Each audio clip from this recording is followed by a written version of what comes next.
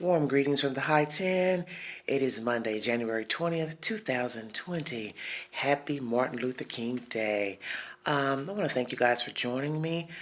I always try to keep my word to my loyal fans, and I want to tell you all that I just got an update on the Vanishing Bride, and mercy. I don't even know where to begin because there's so much information, but I want to tell you all that she is safe. I have seen verification of photos. She has lost a lot of weight. She's in contact with a friend and who's relaying this information to someone else who's relaying it to me. Okay.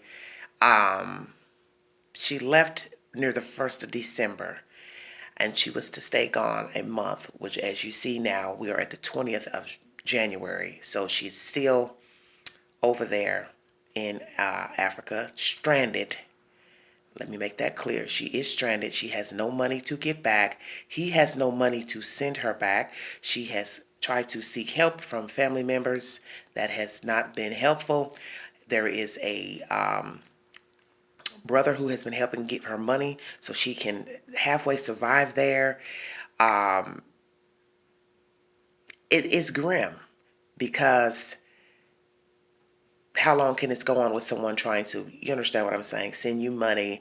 The visa will be expiring soon because most of you who know the process or watch the TV show of the 3-month visa, that is accurate. She's into her 2nd month on that said visa. So imagine if she doesn't get money for a plane ticket, she will not be able to return because the visa will expire. How will she be able to leave the country? Okay. She is seeking help from the embassy. That takes a month to get the said information and verification from family members to verify her situation. They will give her an answer. And that is the troubling part of the story is, as I stated, if she's already into the 2-month process, by the time the 3rd month arrives, waiting on the answer from the embassy there, the U.S. embassy or whatever, it may overlap the visa.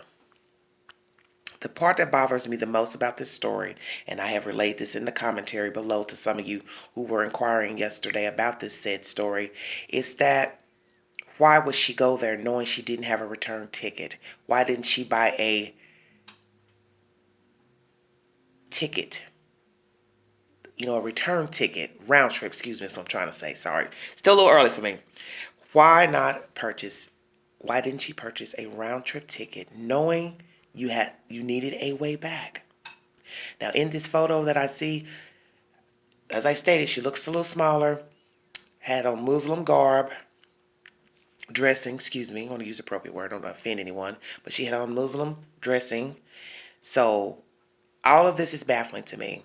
She is obviously an older woman, older than I had anticipated, much older than the 55 range. Let's try early to mid-60 range. The gentleman is very young.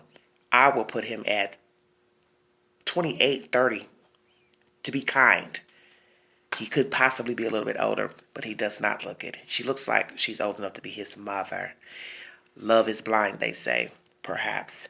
But why didn't she buy a round-trip ticket? Why did she go on good faith? Because did he tell her he would send her back? See, this is where I have the problem. And I'm trying not to be judgmental. But once I got the said information today and listening to, I got to see things visually that could verify the storyline. It just looks peculiar to me. And not to make accusations against her per se, but she should have never left the United States without a round-trip ticket. She should have never believed that he would send her back because we all know that if a person does not have a professional job and making viable income, they cannot pay for anything. They cannot send you anywhere. They cannot afford for you to visit. You have to use common sense. Visiting anyone, I don't care if you went to California, New York, you stay at least a month in someone's home. You expecting that person to feed you every day, wine and dine you, take you places, do things for you? That's why they always tell you to leave with money in your pocket, you see. Because common sense would tell you most people you visit cannot afford to take care of you for a whole month. And then we're now talking about a poor part of the region that naturally he obviously lives in, because if he was in a situation to be better, do better, she would already be home. And so I have the problem with, why did she leave without a round trip ticket? Did she leave under the assumption he would send her back? And why did you not notify the damn landlord? I have a problem with this. Because you need to be contacting directly who you rent from. Not your friend, not telling your friend what's going on, not calling your people over here, this relative, that relative. Why will you not speak to the person you're renting from? And so, do you see what I'm saying? How suspicious that looks. And as I stated, she is not in a position to have any pride, because you are stranded in a foreign country and can't leave, want to leave. Let me tell you that. She does want to come home. Allegedly, she said she wants to come home. But you now look forward and say, well, why didn't you properly plan? And let me tell you, she did some things to show that she was desperate to get there. Okay? Now, I don't want to divulge everything because it is a personal issue. And like I said, this is my channel. I talk about what I want on here. But, not to out this person, but just saying, when you start taking out, personal loans to get somewhere and bartering with your personal effects to get money, you see where I'm going with that? To get somewhere to where you can't get back from. So how crazy is that? And you have yet to at least say to the person you're renting from, hey, I made a mistake. I came over here. I didn't properly plan this trip. Now I'm stranded. I'm on a limited amount of time on my visa, and I don't want to get back here and don't have a place to live or be fighting eviction. Woo, woo, woo. See, that's what's crazy to me. Now, I don't know how far up in advance she's paid on her other bills, but I know, from my understanding, the rent is due February 1st. So that's said and done. You ain't paid February's rent because you thought you'd be back in January. So you've been gone a month and a half at least. And now you're stranded in another part of the world where there's no viable income to get you back. You've reached out to the embassy. You also reached out to a local church here in the area to see if they can help you through your friend to get you back.